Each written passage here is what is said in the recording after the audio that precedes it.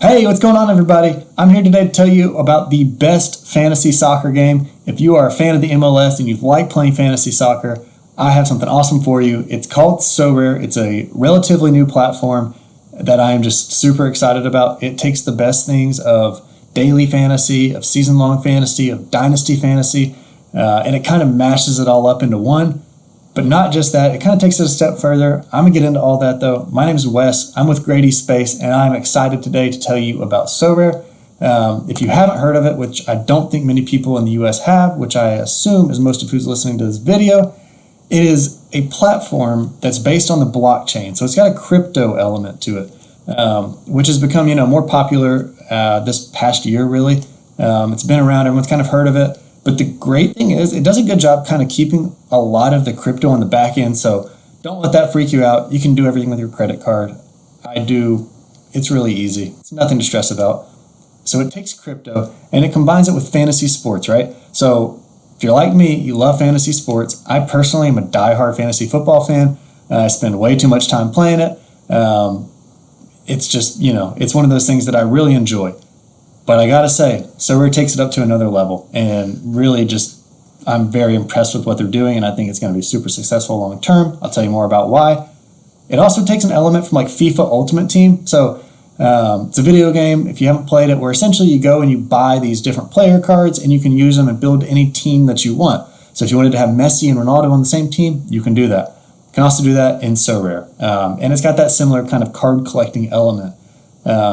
Which I'll get more into. So how do you play? So you have these players and they're in your team, and then you get to build out a lineup of 5 different guys. So for example, my 2 goalies are Przemysław Titon and Maxime Crepeau. Those are my 2 goalies in the MLS, and I could pick which one I want to play in my goalkeeper position. And then I would do the same thing, right? I'll look at my defenders, my midfielders, my forwards, and then I have a utility spot where I can play any kind of field position. And there's different kinds of divisions and tournaments. So Global All-Stars one here, right? And that means that you can play anybody from any league. So I could play an MLS goalie with a English Premier League defender, and I could go, get a PSG defender, and maybe I want to play, some forward over from an Asian league in Japan, and I could put all those guys together, and I could play them. Or I could just play 5 MLS guys. And you have different tournaments here, so Challenger Europe, Champion Asia, where if you want to get more specific and play full teams of guys from the same region, you can do that. So there's a lot of different opportunities here, different tournaments you can get in, but that's a little bit more advanced. You can start and you can just put your MLS team out there and be extremely competitive. That's what I plan to do. I've got a couple Asian League guys, but I've sold most of them off, and I'm focusing on MLS because I think there's a lot of money to be made and a lot of fun to be had taking that approach. So how do you get these players that are on your team? There's 2 ways to do it. The first is through new signings. So you can go out and you can buy players on auction. That's SoRare, the platform, their way of introducing new players into the game. So, they put these guys up there.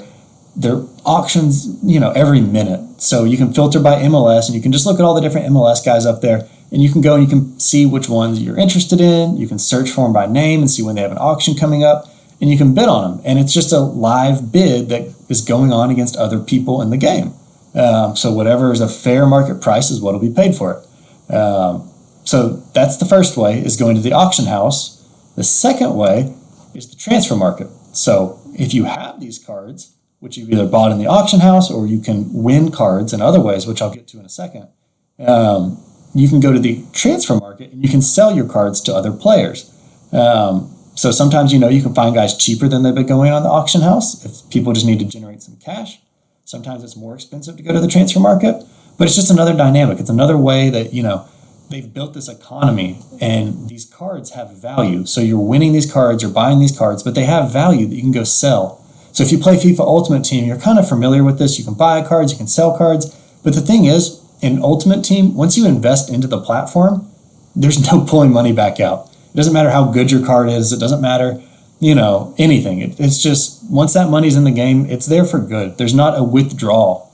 Versus this, if I go and I, buy Robert Barrich here, and then I want to sell him later, I decide, I'm not a big fan of his anymore, or I just need that cash, I can go to the transfer market and I can sell him, and then I can take that cash and I can withdraw it out of the game.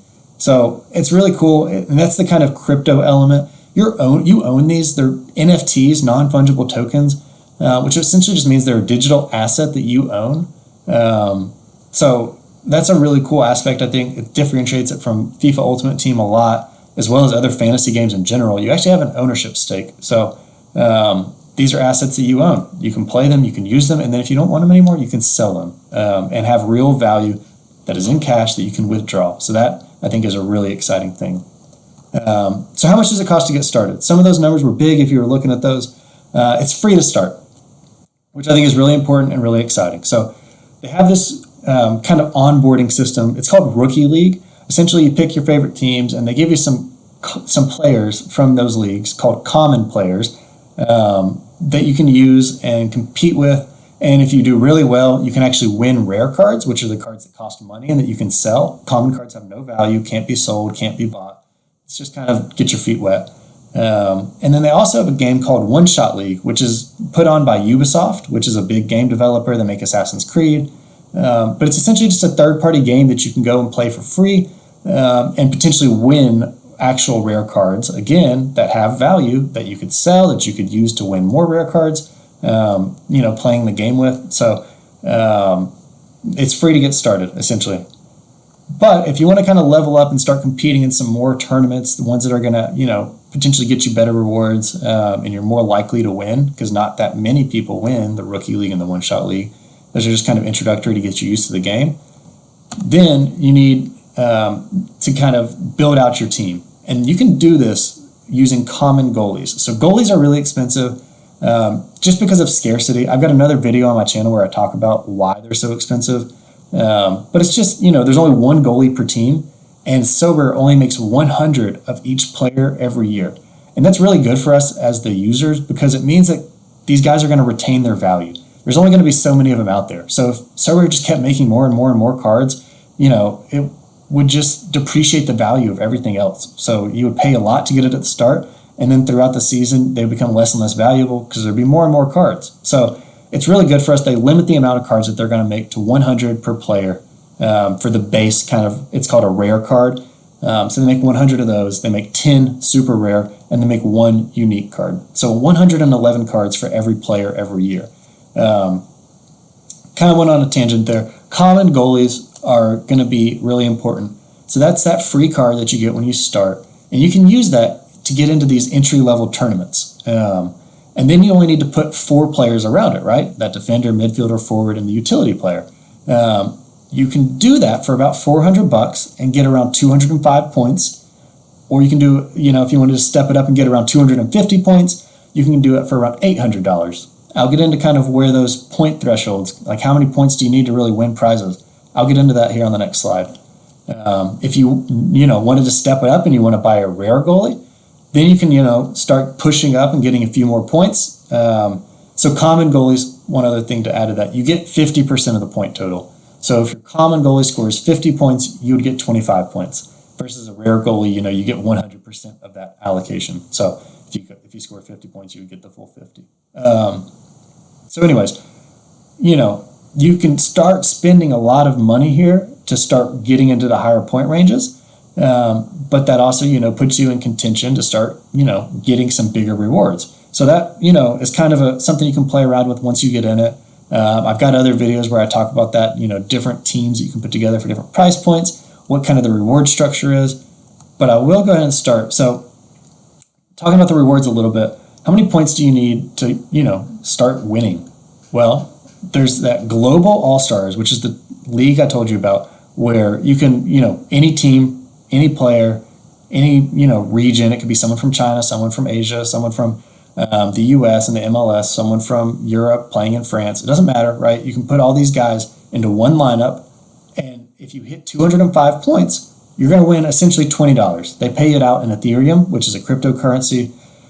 Again, it sounds complicated if you're not familiar with it, but it's really not. I didn't have any knowledge or any cryptocurrency before I started this. It's really easy. You can use your credit card, deposit, withdraw in cash, simple. Or if you hit 250 points, it takes you up to that next threshold where you get a $40 payout, which is awesome, right? Doesn't matter how you do, doesn't matter how you do compared to other people. If you just hit that amount, you're automatically going to get that $40 payout. That's at the time of recording this, end of March 2021. That may change, and I think if it does, it'll reward you more. They've talked about doing that now that there's more people on the platform, but just a disclaimer, that could change. So this is where it gets exciting though, because that $40, you're not going to invest $7,000 to get a $40 reward. Once you start actually, getting a little bit higher in the rankings, about 10% of people, give or take, usually will end up with a card reward. So they're going to give you these cards based on how well you do. And the higher up you do, so if you're, if there's 1,000 people and you finish in 70th place, you might get an average card. But if you finish in 10th place, you might get a really good card. Maybe that turns into, someone like a Andre Blake or a Carlos Gil, and all of a sudden, that's a, $800, $900, $1,000 card that you just got for, free for winning. Or maybe you even finish in first place, and then you get one of the best cards called a star card. They have them broken down into different tiers. And maybe that's a Carlos Vela or a Diego Rossi or a Joseph Martinez. And you flip that for $2,000, $2,500, $3,000. That can really add up. And also, if you finish in that top, 1, 2, or 3, usually there's more cash payout. They give you more Ethereum. One of the leagues, they'll give you a full Ethereum, which is worth $2,000 just about. It's like $1,700 right now. On top of getting a card that could be worth, $5,000, $6,000, $7,000. So those are the leagues that, that are going to cost a lot more to get into. The players are going to be more expensive. You have to get the unique cards, which I mentioned earlier, which only make one for each player every year. But, it can really add up. And the more investment, the higher the potential rewards. But what makes this different and why I'm so excited about it is because it's not like daily fantasy. I try daily fantasy. You really have to be able to invest a lot into it and have a really good strategy to be able to win.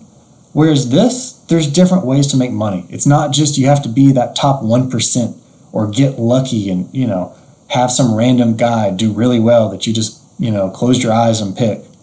There's actually different ways to make money. So the first way is to sell your cards, right? So maybe you win cards and you go and sell them. That's pretty straightforward, right? The second way is to win tournaments. Also pretty straightforward, right?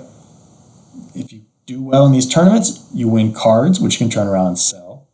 Or if you win these tournaments and you do really well in them, you actually can win more Ethereum and cash. So another way to make money.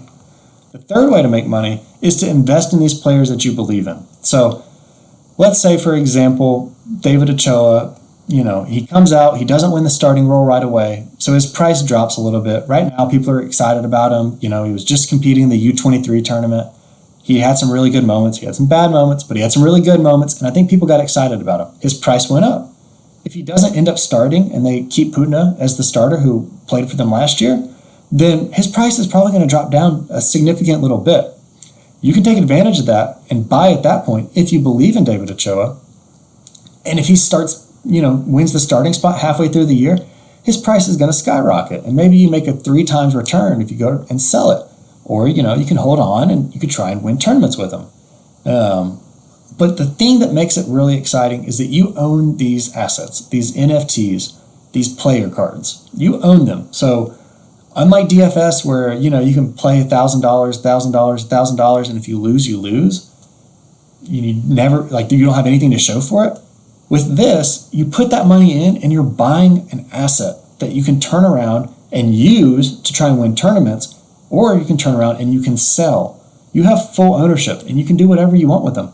Or you can just let them sit in they call it a gallery where you have all your players. You don't have to use them, you don't have to do anything. If you just think this guy's going to be great and you just want to be very passive about this, you want to go in, you want to buy 10 copies of David Ochoa, and 4 months from now he's starting and you want to go in and sell it, you can do that. It's really, really cool because you're investing into something that A, is sports related. I like learning about sports, looking at the analytics.